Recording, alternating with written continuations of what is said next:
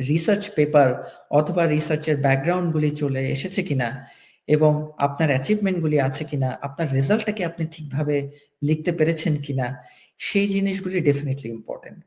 এবং কেন আসলে পার্টিকুলারলি আপনি এই ইউনিভার্সিটি চুজ করলেন এবং প্রফেসররা সবসময় দেখতে চায় কেন আপনি তার ল্যাবটাকে চুজ করলেন। এই ইউনিভার্সিটিতে তো আরো অনেক ল্যাব আছে, পার্টিকুলারলি তার ল্যাবটাতে আপনি এসে কি কন্ট্রিবিউট করতে চাচ্ছেন, কি ভ্যালু অ্যাডিশন করতে চাচ্ছেন, যার জন্য একজন প্রফেসর কনভিন্স হবে আপনাকে এই huge amount of money sanction করার জন্য।